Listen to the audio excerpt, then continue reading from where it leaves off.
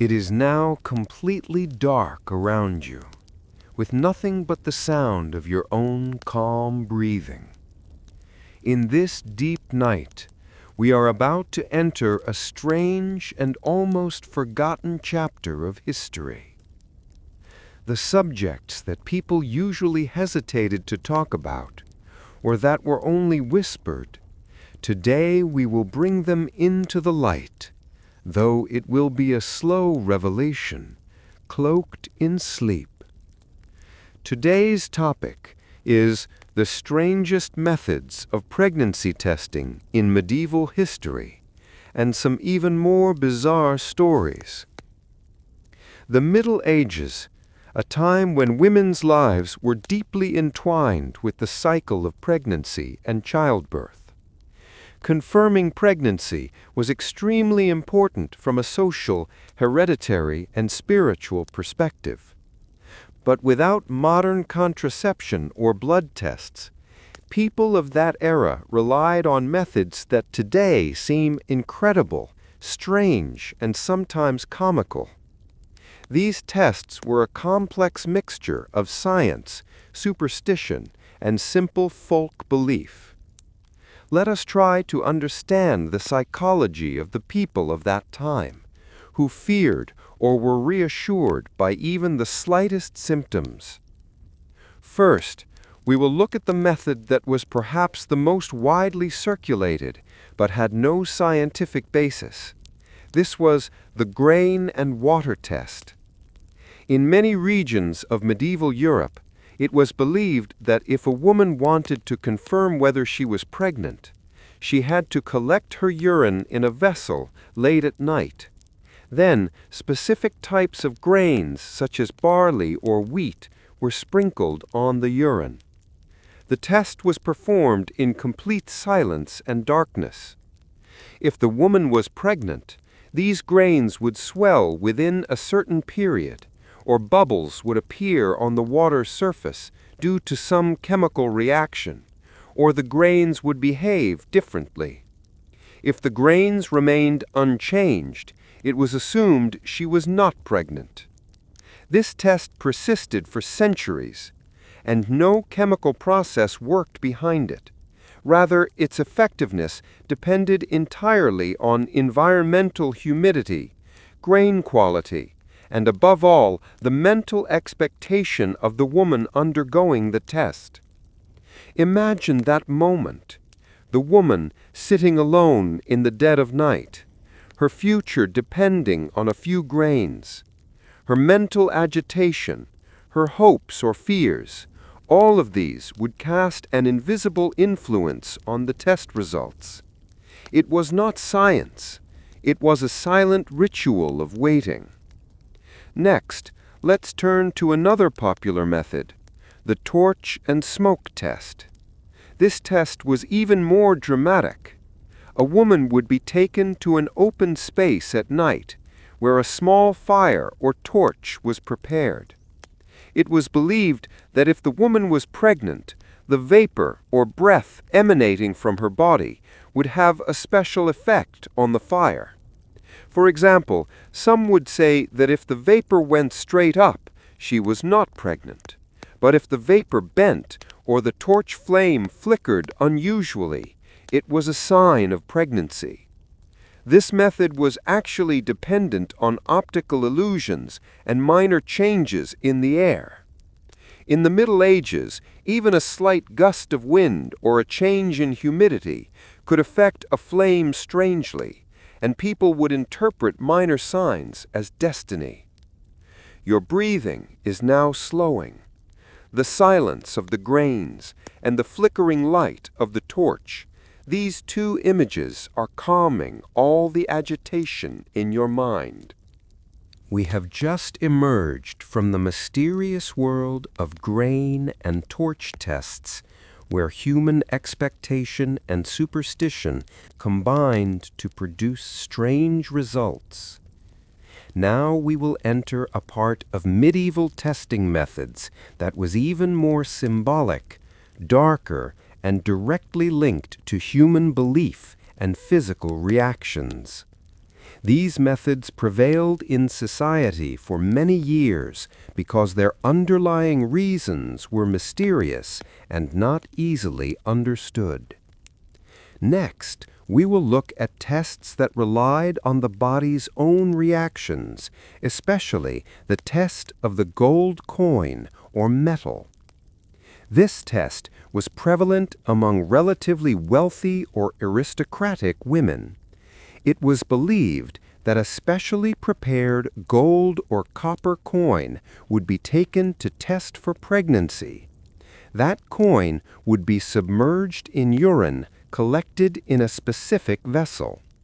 Behind this process was a folk belief that if the woman was pregnant, the color of that metal would change.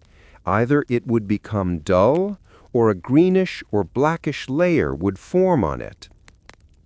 This change was seen as a reflection of mysterious forces within the body. In reality, there was no scientific basis behind this test either. Inert metals like gold typically do not undergo any visible chemical reaction with the normal components of urine. The success of this test depended mainly on two factors. First, the personal belief or expectation of the person performing the test, and second, the slight variation in the chemical composition of urine due to hormonal changes in women's bodies at that time, which was mistakenly interpreted as a change in the metal's color. Often, if the metal was made of copper, it could become slightly discolored due to the acidity of the urine, which was then taken as proof of the result. This test was a name for a long wait, where a desperate attempt was made to know the result even before physical symptoms appeared. This period of waiting was the most painful, where anxiety would continuously increase. Next, let's talk about another strange and somewhat unpleasant test, which was the use of salt and honey. Some ancient texts mention the preparation of a mixture to confirm pregnancy. Combining the bitterness of honey and the intensity of salt, a mixture was prepared and either administered orally or used near specific organs. It was believed that a pregnant woman's body would react differently to this mixture, such as immediate nausea or abdominal discomfort. If there was no reaction, it was assumed she was not pregnant. This test was also largely based on the belief in exaggerated physical reactions. Many women in the early stages of pregnancy naturally experience nausea, morning sickness, or aversion to food. When these normal physical symptoms were tested with an artificial stimulant, a mixture of salt and honey, some form of physical discomfort often occurred, which was taken as evidence of the result's veracity. In this process, believers unknowingly merely replicated the natural symptoms of pregnancy. Most of these tests were long, tedious, and required secrecy, which made it even more difficult for women in medieval society.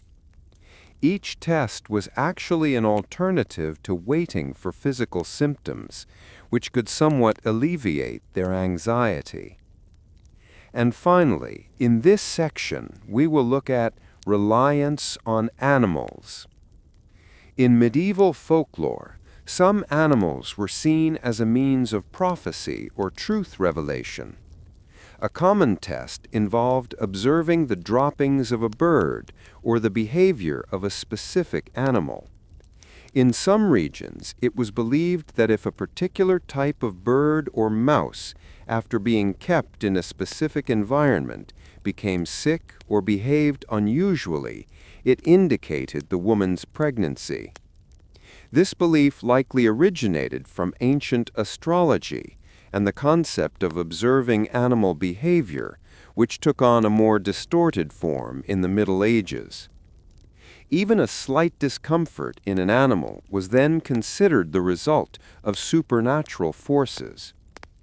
All these tests, the dullness of gold, the taste of honey, or the behavior of a bird, each was simple, almost laughable, but in the context of that time, they were symbols of life and death, or honor and shame.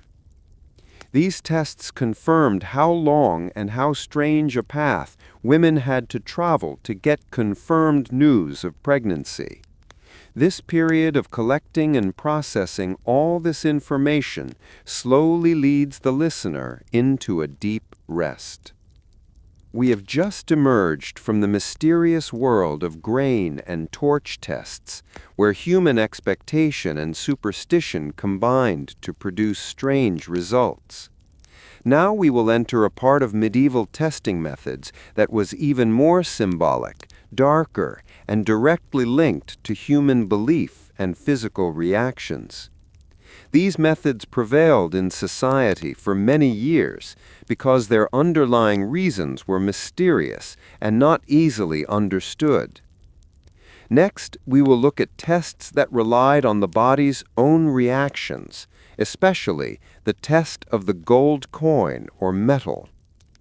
This test was prevalent among relatively wealthy or aristocratic women. It was believed that a specially prepared gold or copper coin would be taken to test for pregnancy. That coin would be submerged in urine collected in a specific vessel. Behind this process was a folk belief that if the woman was pregnant, the color of that metal would change. Either it would become dull, or a greenish or blackish layer would form on it. This change was seen as a reflection of mysterious forces within the body. In reality, there was no scientific basis behind this test either.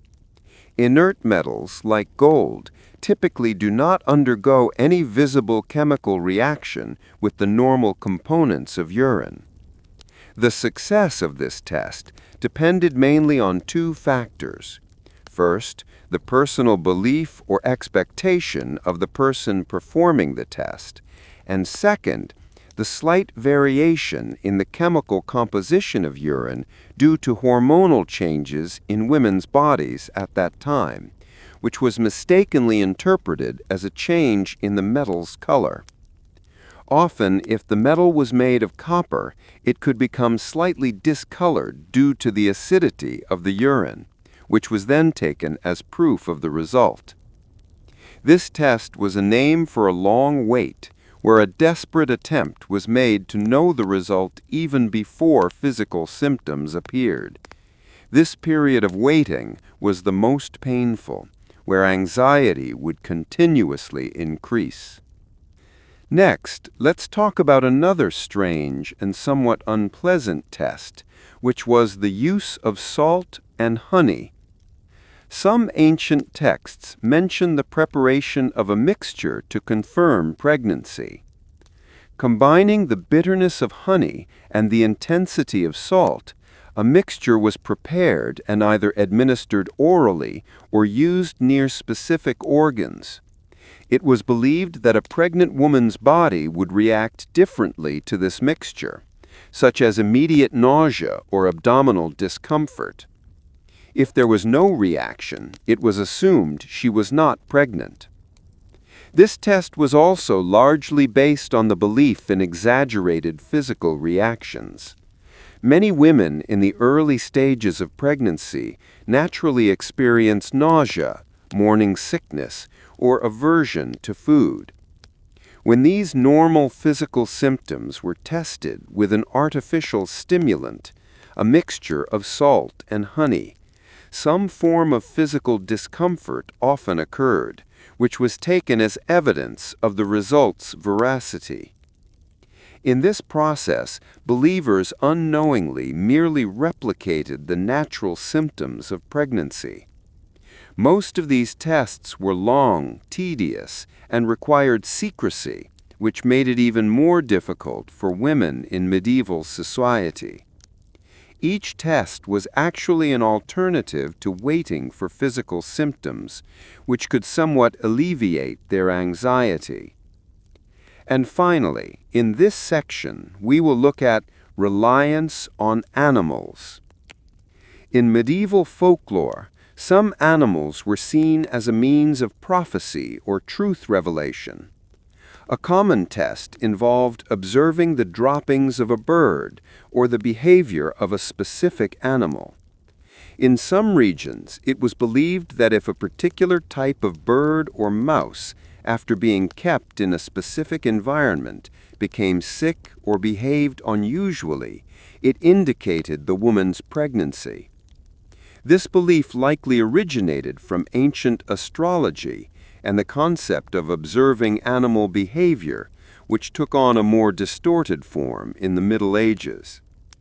Even a slight discomfort in an animal was then considered the result of supernatural forces. All these tests, the dullness of gold, the taste of honey, or the behavior of a bird, each was simple, almost laughable, but in the context of that time, they were symbols of life and death, or honor and shame. These tests confirmed how long and how strange a path women had to travel to get confirmed news of pregnancy.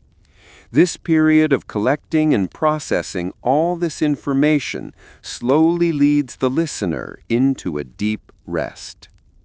We are slowly progressing through the strange methods of pregnancy testing for medieval women.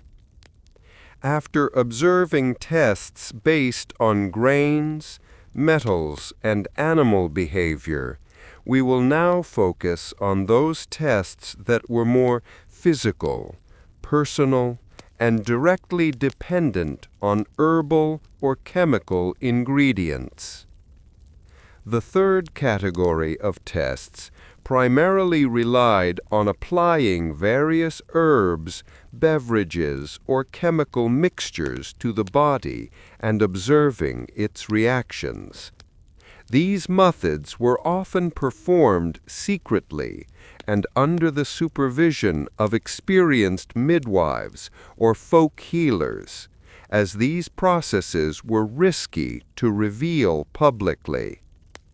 First, let's discuss the test of aloe and resin mixture. Numerous ancient texts and medieval folk medicine records mention the preparation of a special kind of drink to confirm pregnancy.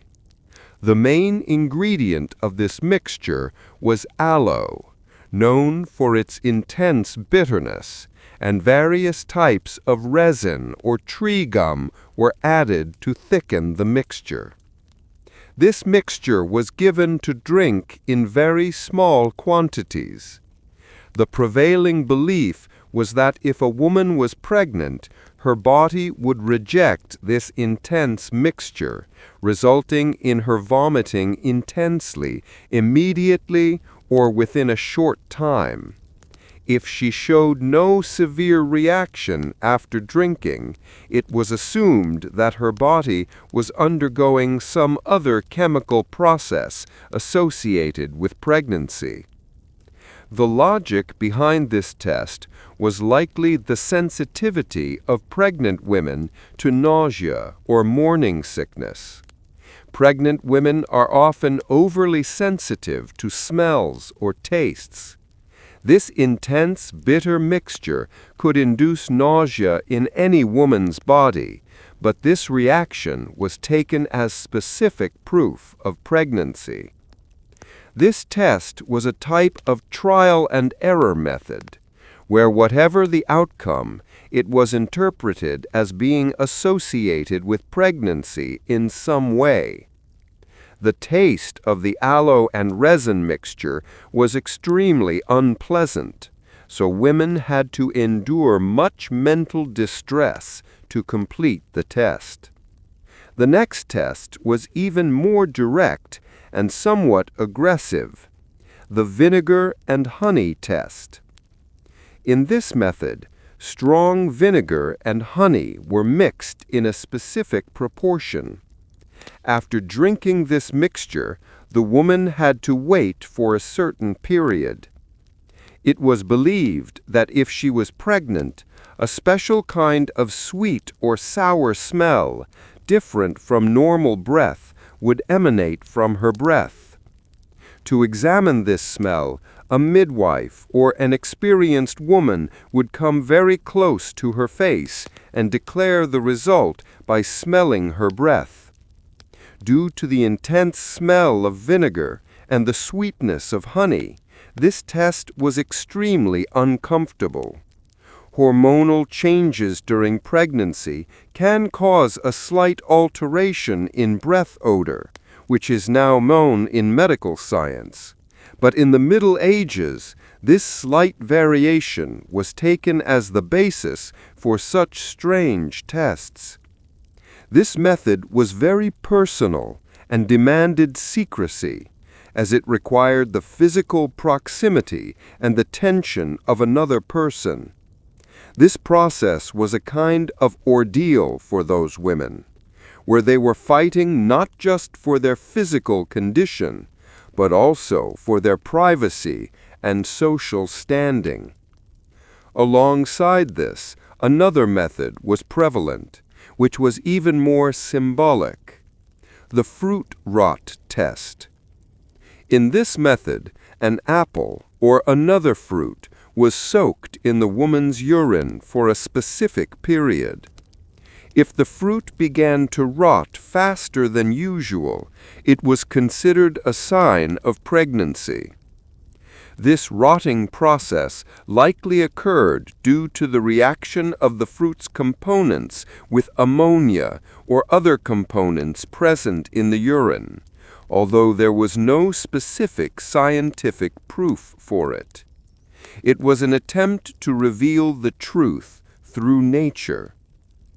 All these tests created a strange kind of excitement and uncertainty in the lives of medieval women.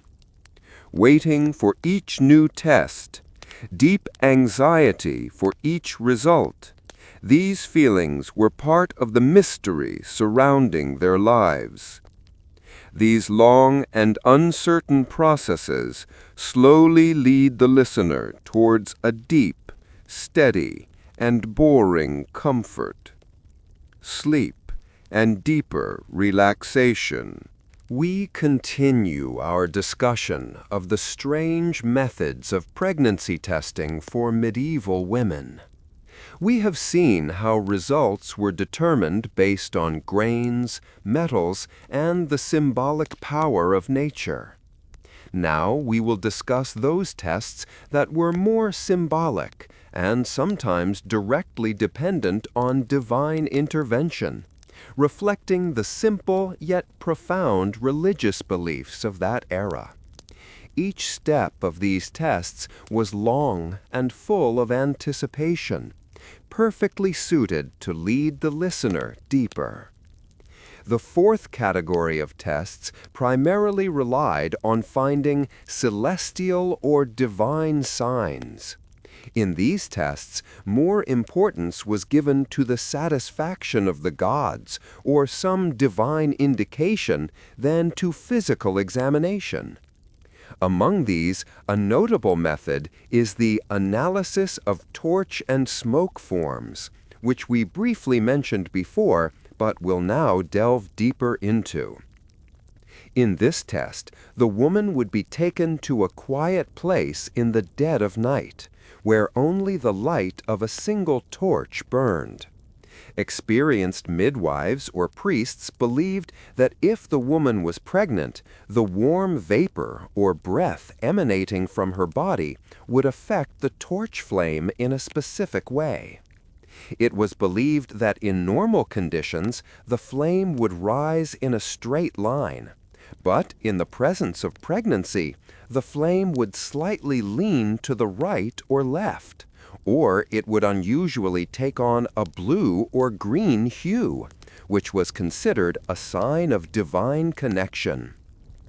This test would take a long time to complete, as the movement of the smoke depended on the slightest change in air or the inherent instability of the flame.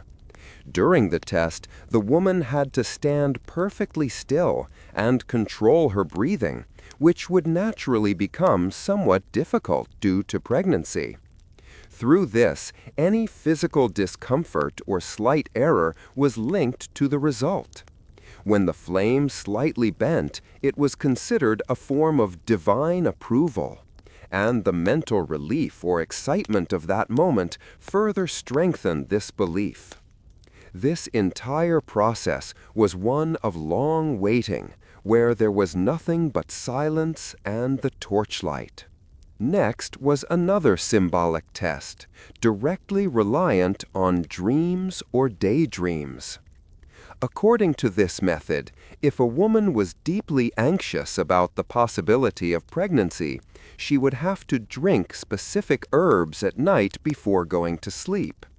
It was believed that if she were pregnant, a specific object or scene would appear in her dreams, such as a ripe fruit, a small baby's hand, or a particular type of bird. The interpretation of these dream symbols was complex and often dependent on the tester's personal interpretation. To have these dreams, women often had to sleep in a windowless room where only a faint smoke of a specific herb gently entered. Due to the mild sedative effects of these herbs, women would often fall into deep and strange dreams.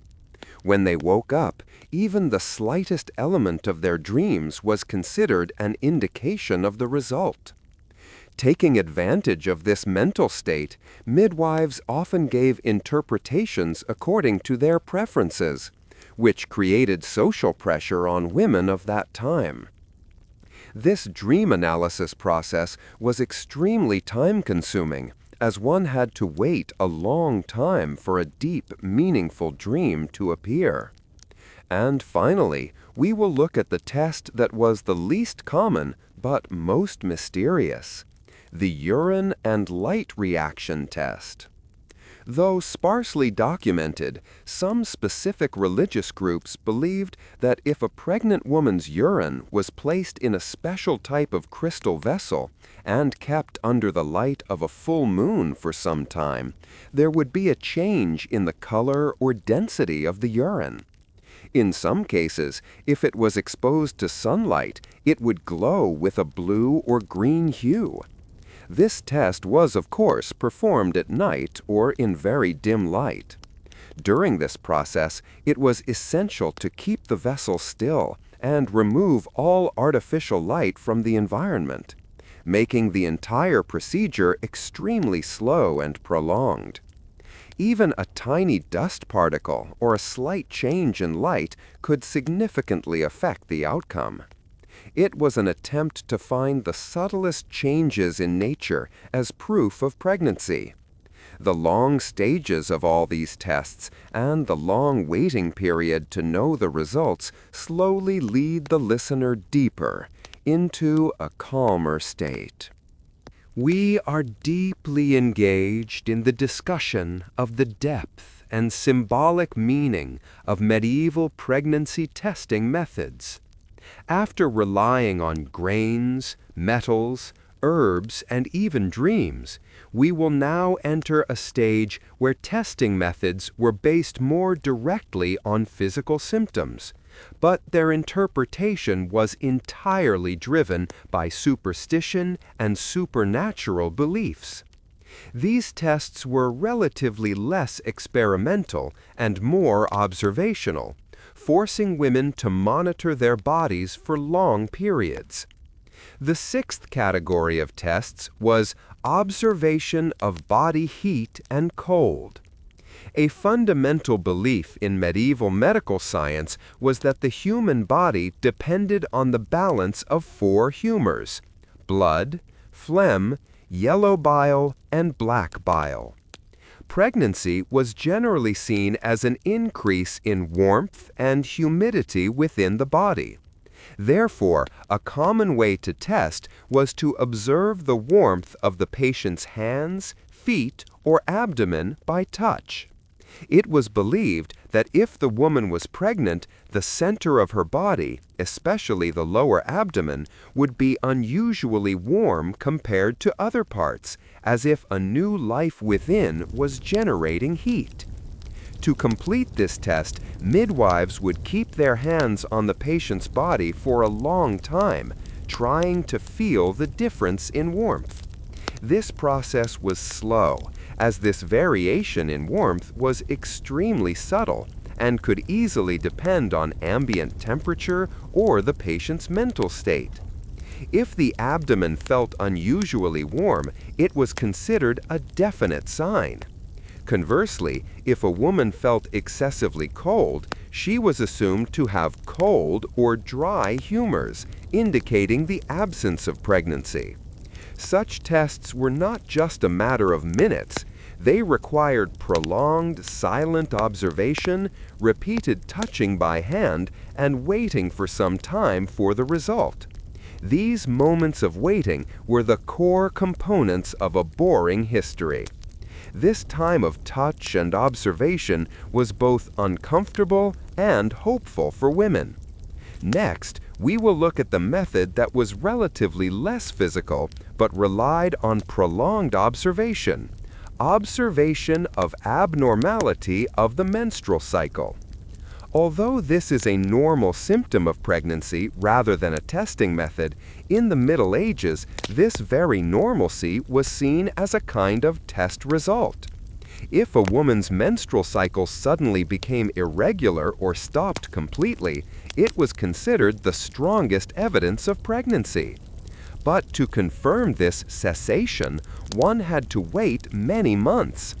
Even after menstruation stopped, women often experienced irregular periods due to mental stress or illness, leading to false positive results.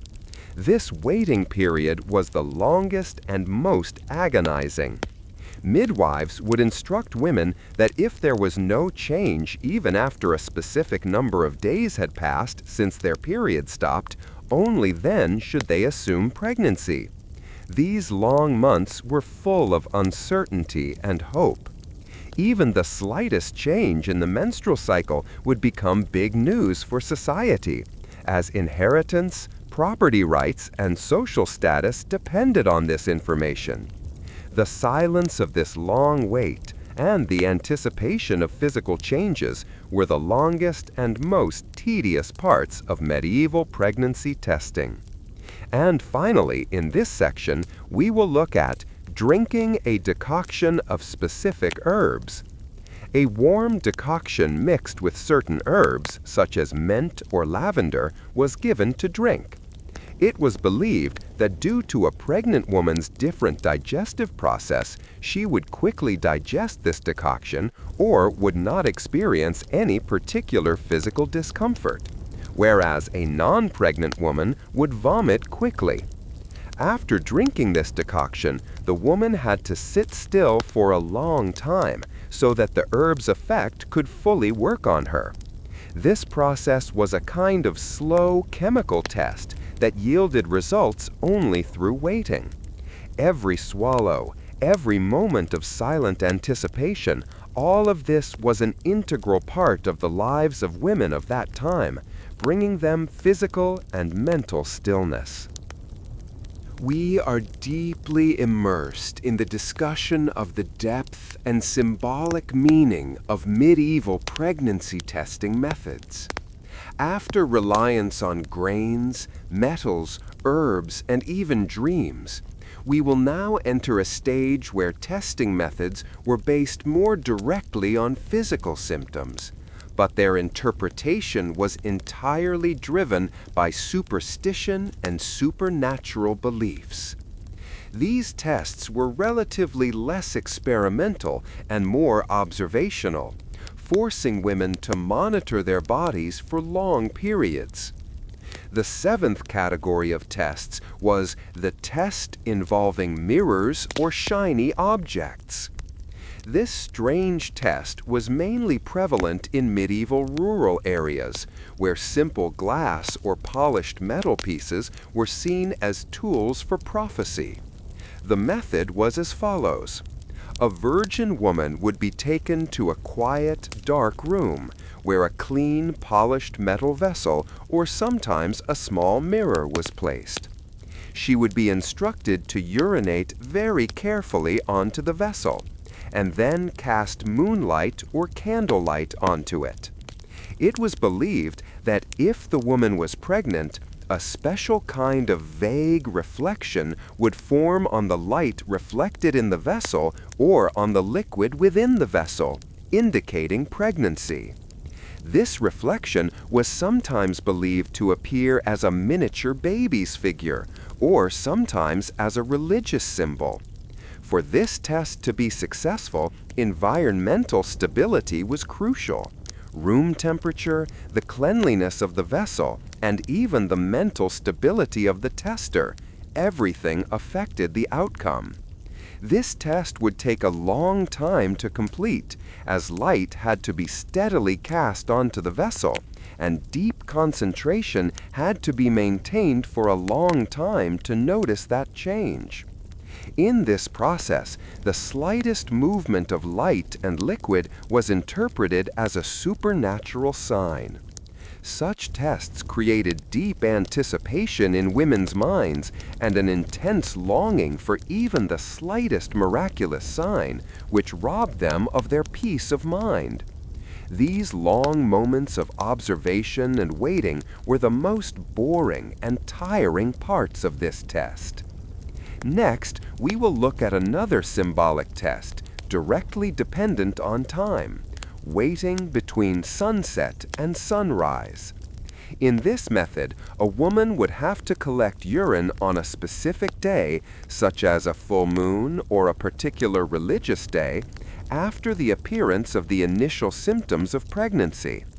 The collected urine vessel would be left outdoors under the open sky from sunset until sunrise.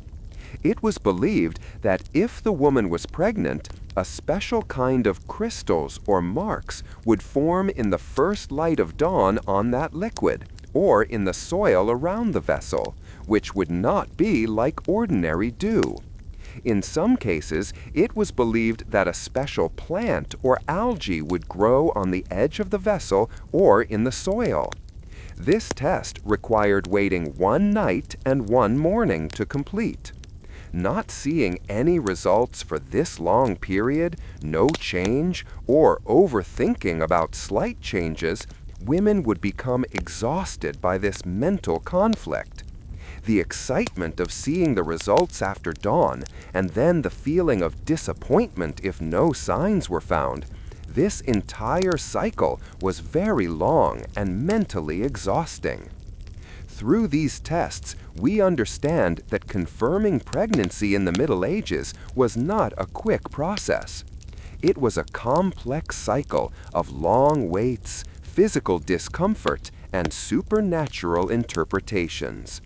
The silence of each step, the weight of every moment, is making your mind calmer, heavier, pushing you towards deep rest. We are entering deeper and deeper into the discussion of medieval pregnancy testing methods. In previous tests, we observed reliance on symbols, metals, and nature. Now, we will discuss those tests that were directly related to women's personal body parts and their daily lives, and which were the most personal, confidential, and dependent on physical processes. The long time and secrecy required to complete these tests were their most tedious aspects. The eighth category of tests was the test with special flour and urine. This was one of the most common and widely publicized tests which survived in various forms for centuries. The method was very simple, but its process was long. The woman had to collect her first morning urine and place it in a clean earthen pot. Then, a specific amount of very finely ground flour or ash was sprinkled over that urine. It was believed that if the woman was pregnant, the secret ingredients within the urine would react with the flour and create small bubbles on the flour, or the texture of the flour would unusually swell or change color. If there was no reaction, she was not pregnant. The most boring aspect of this test was the waiting time required for it. Typically, this mixture had to be kept in a quiet, warm place for several hours or sometimes for the entire night to allow sufficient time for the chemical reaction. During this long waiting period, the woman had to remain completely still so that the mixture in the pot would not be disturbed and give a false signal. This long, static, and often fruitless waiting period was the cause of mental fatigue. Every bubble or slight change was attempted to be verified without a microscope, and the interpretation of the results was often a reflection of personal desire. It was a kind of self-deception process where the intense desire to know the outcome compelled people to pay excessive attention to even the slightest change. Next, we will discuss the test that was extremely personal and based on late-appearing signs of pregnancy, palpation of specific body areas. This test was usually performed by experienced midwives when a woman's menstrual cycle had been absent for a long time. It was a kind of slow physical examination. The midwife would gently press on the patient's lower abdomen at specific intervals, sometimes over several weeks. They would look for any unusual tenderness in the lower abdomen or a slight lump that was not there before. In the early stages of pregnancy, the inner part of the lower abdomen gradually begins to firm up or change, which could be detected by experienced hands. But this test was the longest, because in the first few months of pregnancy, the changes were so subtle that multiple examinations with breaks were needed to confirm. Each time of touch, the woman had to be completely relaxed, and a long silence had to be maintained before declaring the result. These slow, repetitive touches and moments of waiting for the result were a kind of static, prolonged mental stress. And finally, in this section, we will look at the hair test with water or liquid. In some regions, it was believed that a woman's hair reflected her internal state. A long strand of hair would be cut and immersed in clean water or an experimental liquid. If the woman was pregnant, the hair would either remain straight or slowly curl. If the hair quickly coiled up or broke, it indicated the absence of pregnancy. This test was highly symbolic. Hair was seen as a symbol of life stability or bondage.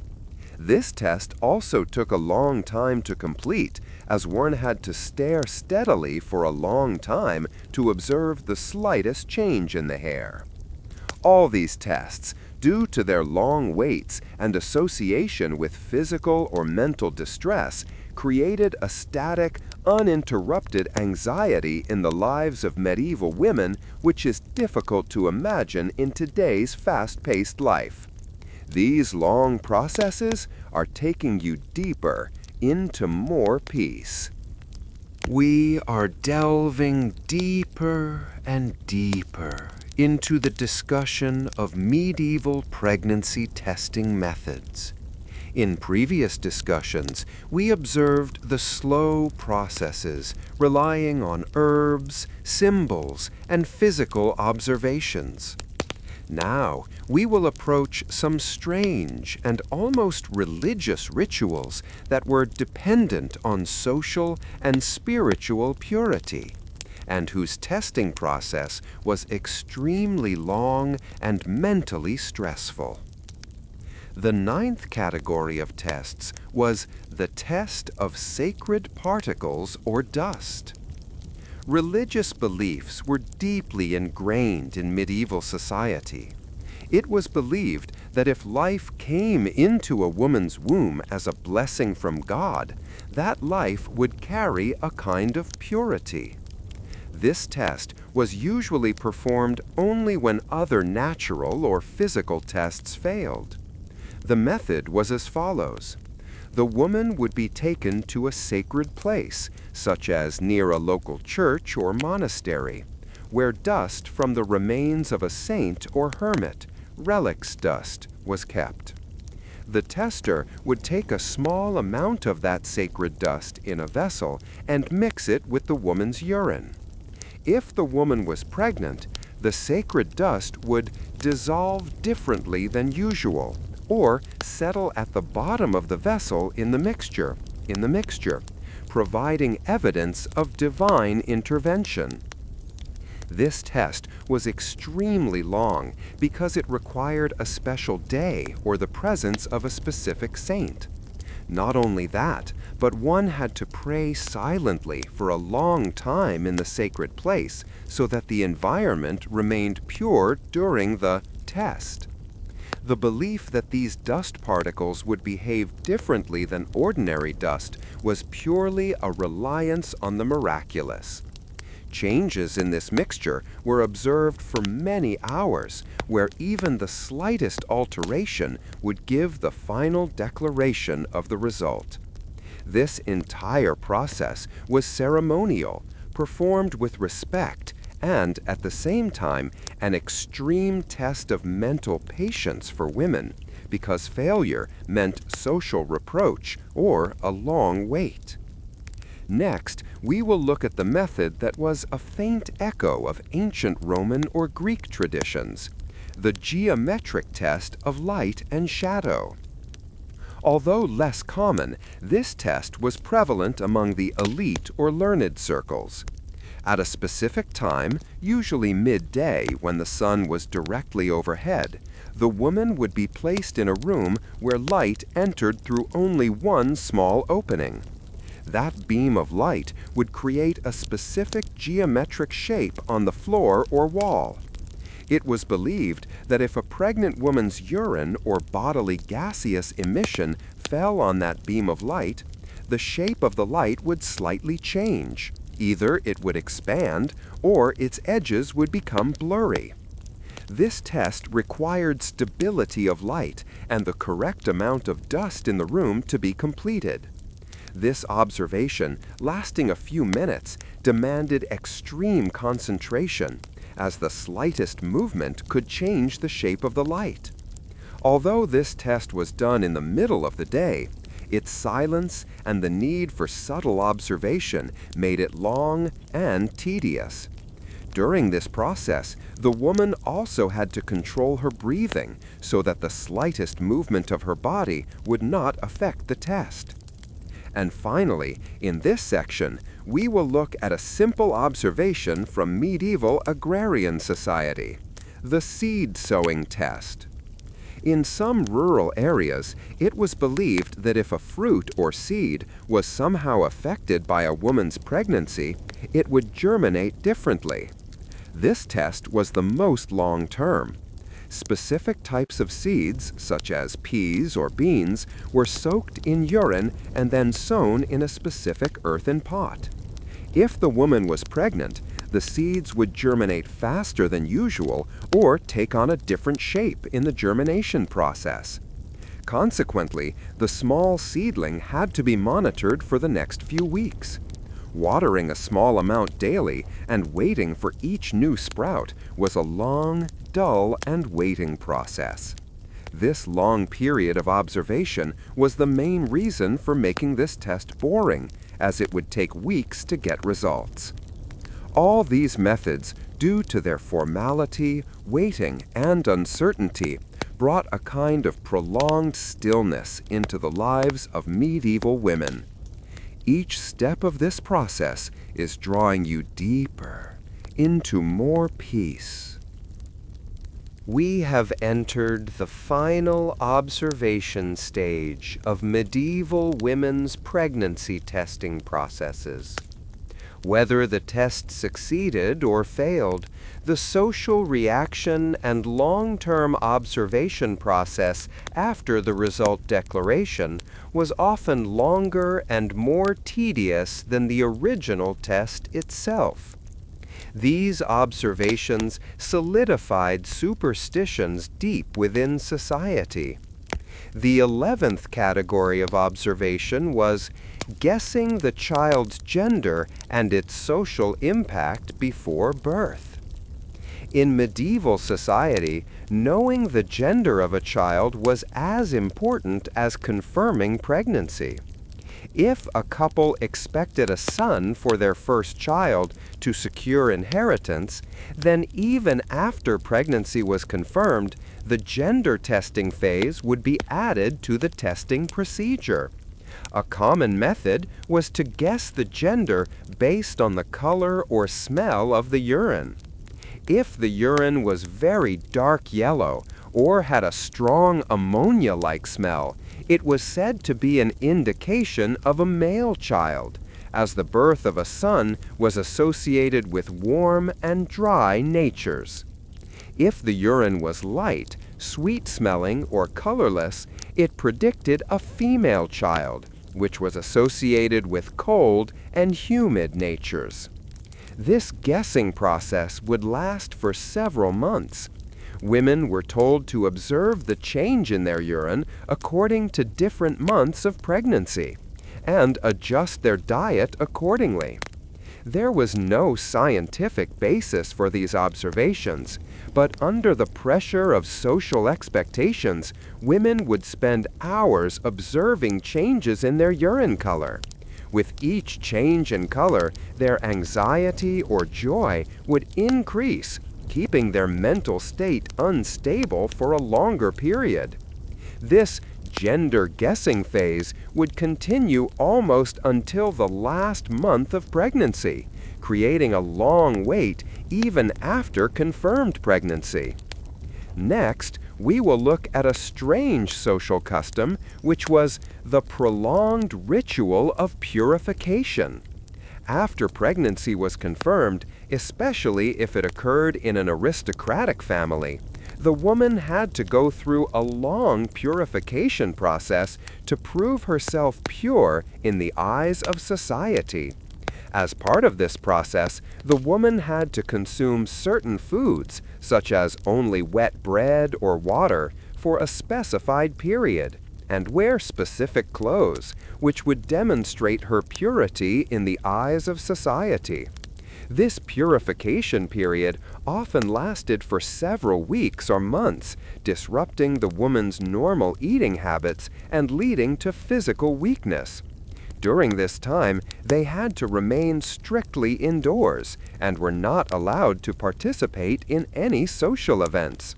This prolonged isolation and control over food was a form of punishment and at the same time a confirmation process. Many would see their physical weakness as a side effect of pregnancy, which made the whole process even slower and more boring. And finally, we will look at the issue that remains mysterious even in modern times, the false hope of post-conception menstruation. In the Middle Ages, some women would experience slight bleeding or spotting in the early stages of pregnancy, which they mistakenly took for the last phase of menstruation. This bleeding was then interpreted as release of blood, or the last sign caused by conception. Women who were pregnant for the first time would see this slight bleeding and think that the test was wrong and that they had returned to their menstrual cycle. Due to this false hope, they would start living a normal life again, but after some time, when menstruation stopped, they would start the tests again from the beginning. This cycle of misinformation and retesting could continue for months, leading to a kind of prolonged mental uncertainty. It was a kind of repetitive cycle where the whirlpool of hope and disappointment continued. These long, static observations, the pressure of social expectations, and the focus on unnatural rules were an integral part of medieval life. These silent, slow descriptions are now helping you sink deeper into more peace. We have entered the final observation stage of medieval women's pregnancy testing processes. Whether the test succeeded or failed, the social reaction and long-term observation process after the result declaration was often longer and more tedious than the original test itself. These observations solidified superstitions deep within society. The 11th category of observation was guessing the child's gender and its social impact before birth. In medieval society, knowing the gender of a child was as important as confirming pregnancy. If a couple expected a son for their first child to secure inheritance, then even after pregnancy was confirmed, the gender testing phase would be added to the testing procedure. A common method was to guess the gender based on the color or smell of the urine.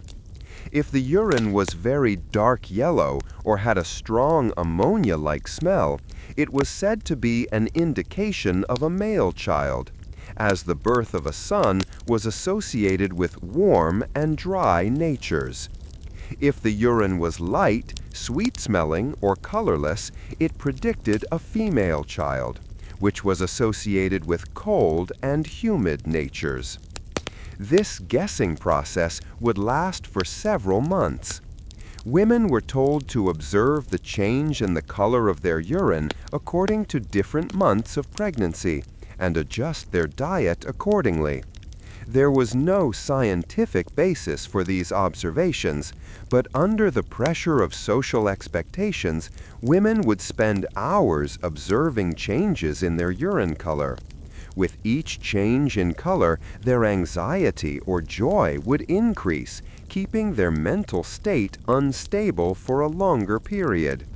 This gender-guessing phase would continue almost until the last month of pregnancy, creating a long wait even after confirmed pregnancy.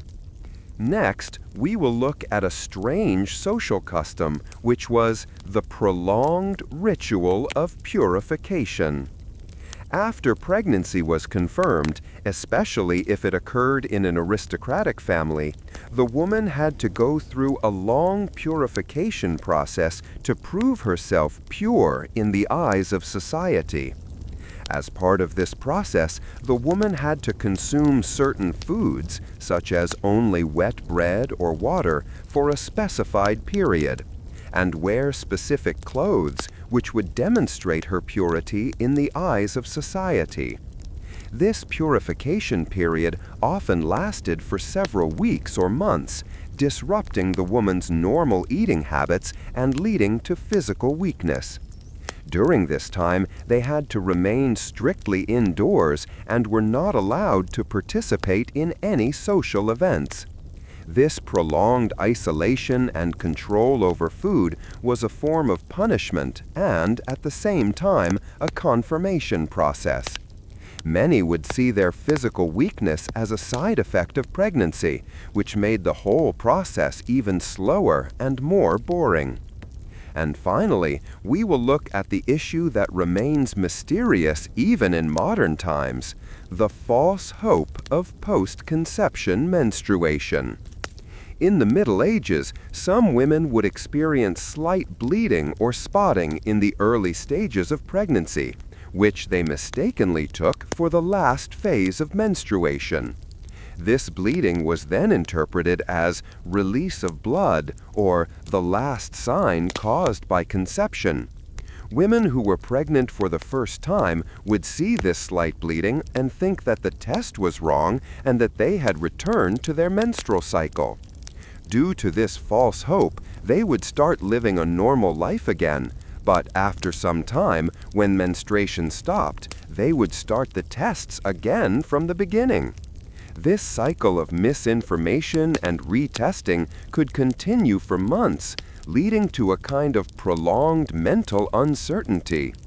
It was a kind of repetitive cycle where the whirlpool of hope and disappointment continued. These long, static observations, the pressure of social expectations, and the focus on unnatural rules were an integral part of medieval life. These silent, slow descriptions are now helping you sink deeper into more peace. We have traversed the methods of medieval pregnancy testing and the subsequent long phases of observation. Now, we will enter the part that was connected to this entire process, but was not directly linked to testing or physical signs. That is, postnatal observation and folkloric influence. The current objective is to discuss the lengthy process of how folk beliefs and social expectations continued to influence a family even in the years following the confirmation of pregnancy. The discussion in Chapter 13 is the extended process of child naming and dedication. In the Middle Ages, the birth of a child was not just a physical event, it was a social and spiritual one, with naming being a crucial and lengthy process. Immediately after birth, the child was not quickly given a name, especially if it was the first child in an aristocratic family. Before name selection, the infant was kept under observation for a period. It was believed that only if the child remained healthy for some time after birth without sickness or weakness and showed no unusual signs would they be considered pure and given a name. This observation period often lasted for weeks or even months, during which the child's reaction to the influence of various auspicious objects was tested. During this time, the infant was placed near certain symbolic objects, such as a piece of a saint's garment, a drop of holy water, or a garland of specific herbs. If the child remained calm and healthy in the presence of these objects, it was assumed their future was auspicious. This entire process was extremely prolonged, as deep concentration and silence were required at every step. Each night, the child's breathing, sleep, and the slightest sound of crying were carefully analyzed. This long, steady observation and the debate among family members over selecting an auspicious name for the child continued for months, creating a kind of chronic psychological stress. This waiting period was the core of the boring history, where even the most crucial event in life took a long time to be confirmed. Next, we will look at social pressure for succession and its long-term effect. Especially in families where a male heir was expected, the real work seemed to begin after the pregnancy was confirmed. If the first child was a daughter, efforts to conceive again began within the next few months. This relentless cycle of attempts was long and exhausting.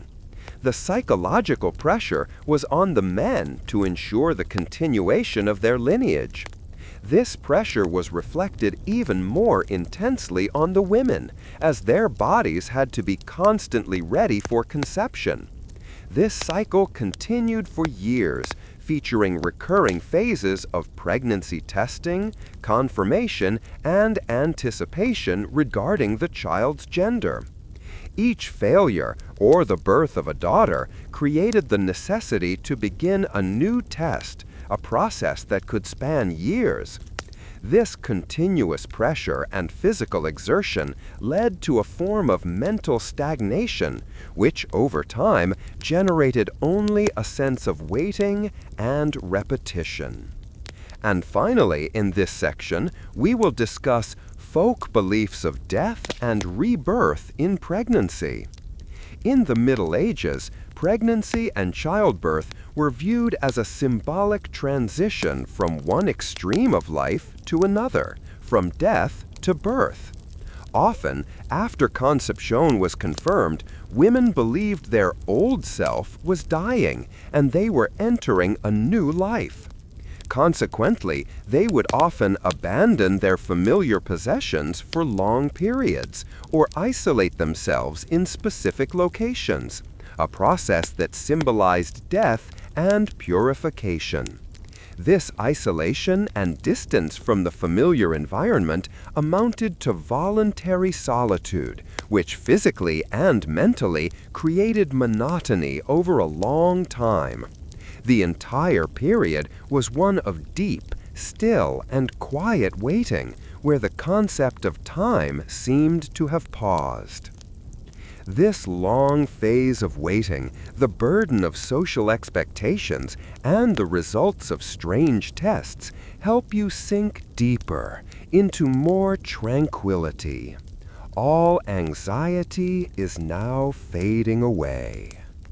We have concluded the discussion on medieval pregnancy testing methods and are now moving toward the subject that arose within society based on the results of these tests, namely, secret abortions, folklore of illicit conception, and its legal ramifications.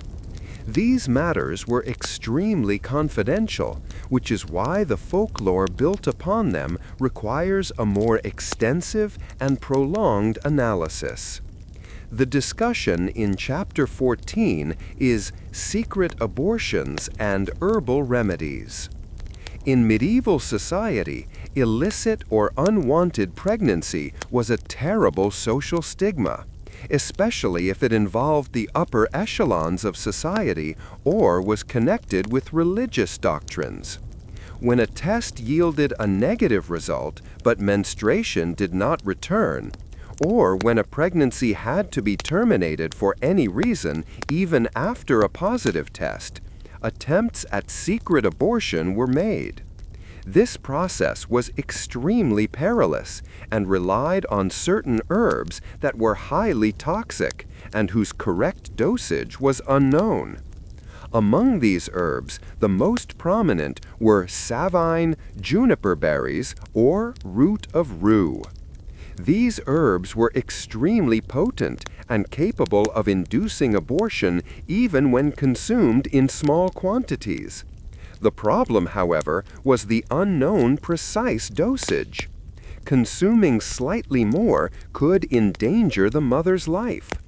Midwives or local healers prepared these mixtures very carefully, but the results were often uncertain. The test was not a single-day event. It involved weeks of preparing the herbal mixture, consuming it at specific times, and observing the body's reaction. The long process of meticulously measuring the ingredients before preparing the mixture each day, followed by a prolonged struggle with abdominal pain after drinking the concoction, all of this constituted a tiresome, slow-paced mental and physical struggle. These secret attempts often failed, but the process would continue until a severe illness or death occurred. Next, we will examine the long narrative of illicit pregnancy and social purge.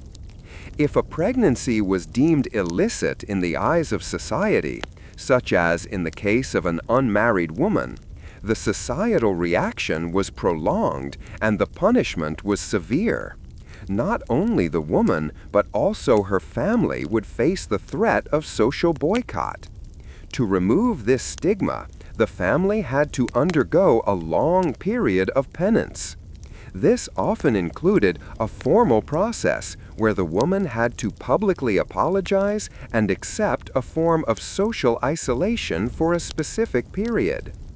During this period of isolation, she was often subjected to hard labor or fasting as punishment.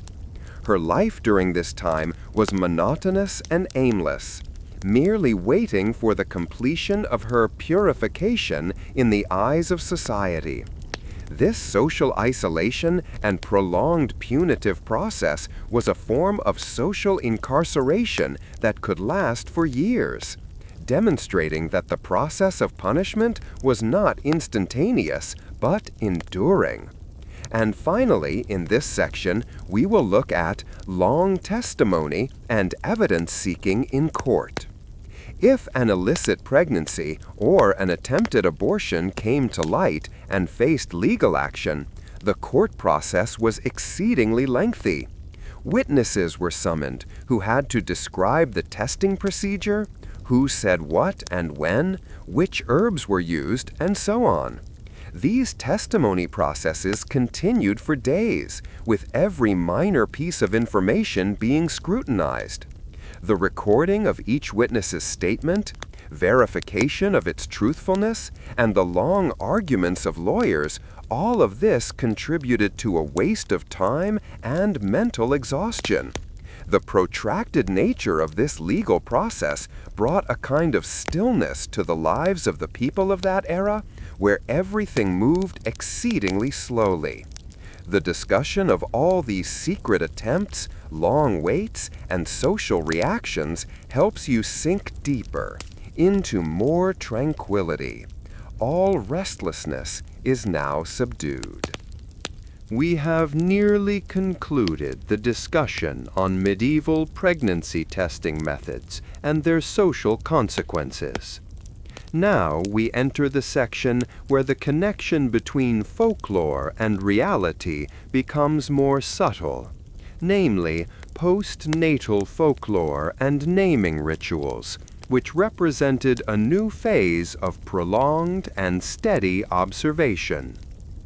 The discussion in Chapter 15 is the infant's first cry and its significance. In the Middle Ages, the sound of the infant's first cry after delivery was regarded with immense importance. It was believed that this initial sound would determine the child's future destiny and the strength of its bond with the family. If the cry was strong, deep, and steady, the child was thought to be long-lived and to have a bright future. However, if the cry was weak, faint, or in an unusual tone, it was seen as a sign of impending misfortune or spiritual weakness. Following the first cry, the midwife and family members spent a long time analyzing the sound. They assessed the cry's intensity, duration, and whether there was any abnormality within it. Although this observation was immediate, the subsequent weeks of infant care and the specific rituals prescribed for the child were altered based on this analysis. If the cry was perceived as weak, the child would be given a decoction of special herbs to drink or wrapped in warm blankets for an extended period.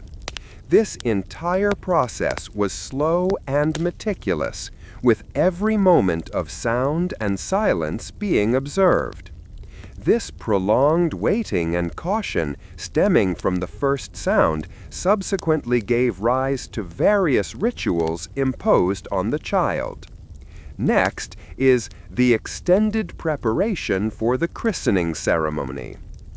The naming or christening ceremony was a crucial social event, but the preparation for it lasted for a long time. After the child's birth and the initial weeks of observation had passed, the time for name selection arrived. The naming process was lengthy because the name was not just the child's identity. It determined the child's future fortune and protection. Families sought names associated with saints or holy figures, which would protect the child from evil forces. Prolonged discussions took place among family elders to select an appropriate name. Sometimes multiple potential names were debated, with the argument over which would be the most auspicious taking a considerable amount of time. This discussion, the search for symbolic meaning, and the eventual finalization of a name would take weeks, keeping the family in a prolonged state of anticipation. This extended preparatory phase was essentially a social process that declared the end of all the tests. And finally, in this section, we will look at the first garment and its purification rituals. The first garment made for the infant was considered highly sacred. The process of making this garment often began in the later months of the mother's pregnancy and also took a long time to complete. It was believed that this garment must be purified through a special process, such as placing it in the smoke of specific herbs or washing it in holy water and then drying it for an extended period. This purification process was extremely slow, as it was essential to ensure that the garment was not contaminated in any way.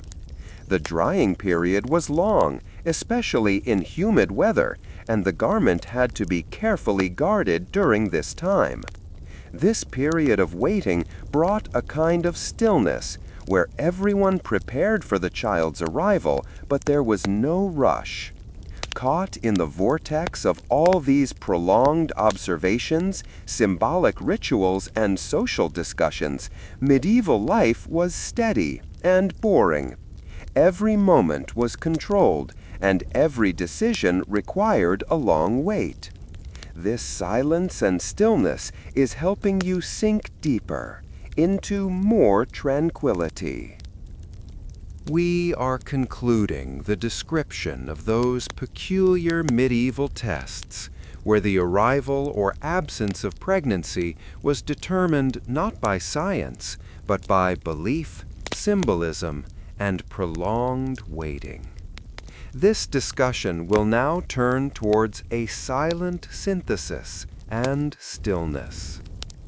In this final phase, we will present the summary of the entire process in the form of a list of steady observations. This list will not provide any new information, but will rather reiterate the prolonged processes discussed previously, which will help the mind settle peacefully without any new stimuli. First part of the summary: the stillness of results and waiting.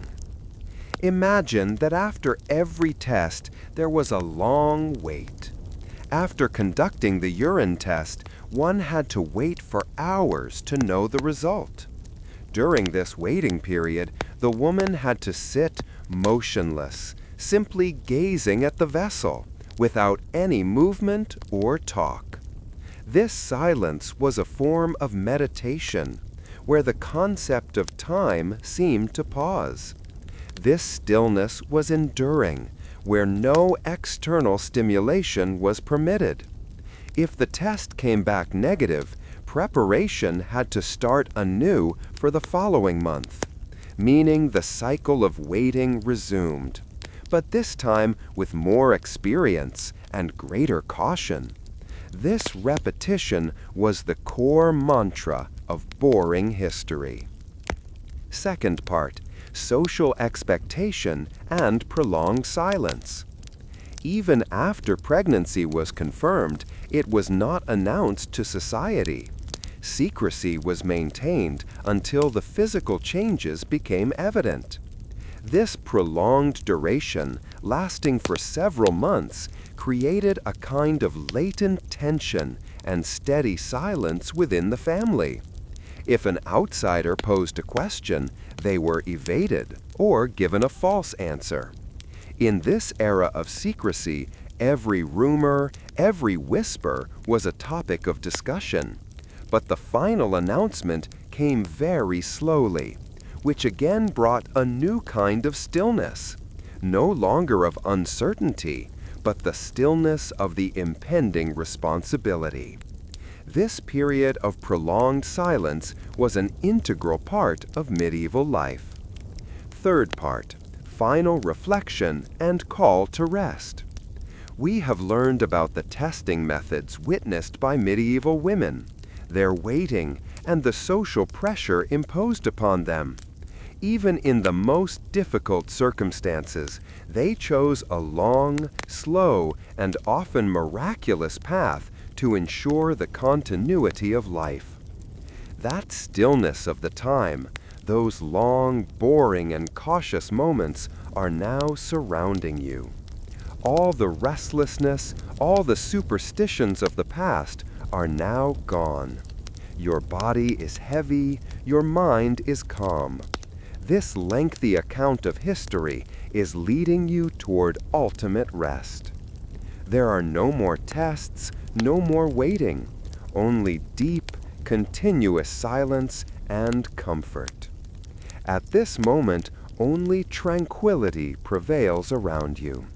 No sound, no movement, no thought, only stillness and rest. We will look at the failure of tests and the cycle's repetition. In the Middle Ages, the failure of pregnancy tests was a very common occurrence.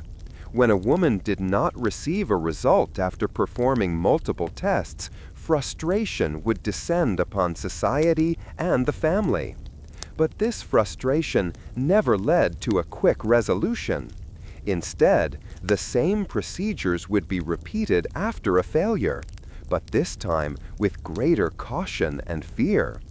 The woman might be instructed to wait a little longer, or to visit another midwife who followed different regional folk beliefs.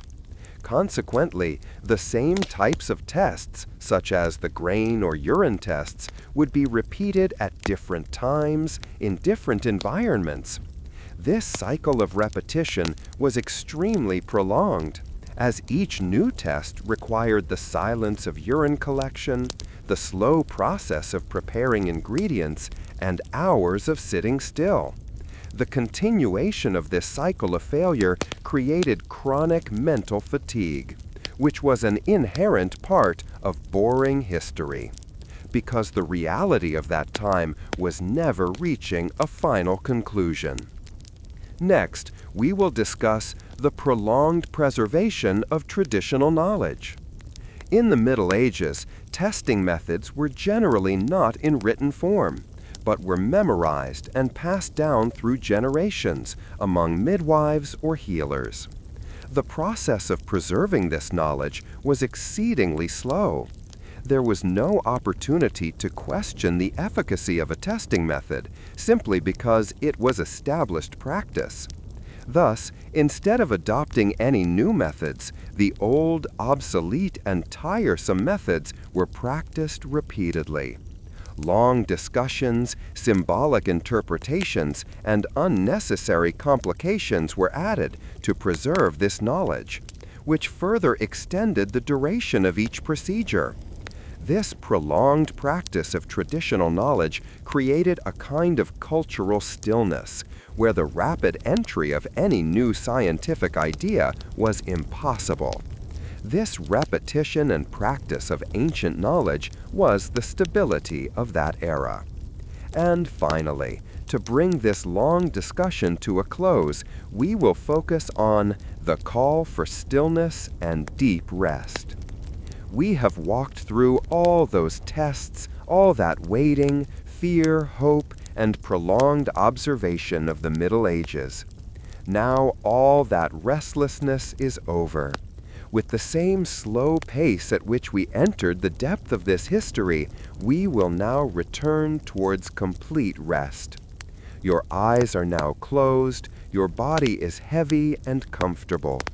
All medieval anxieties, all the uncertainties of pregnancy, everything is now a distant story of the past. Your mind is now completely calm, no tests remain, no waiting. Only deep, continuous, and comfortable silence prevails. This silence is taking you deeper, to a place where there is no sound, no thought, only still and rest. Hello, viewers who have been with me until now. I hope you will all subscribe to the channel.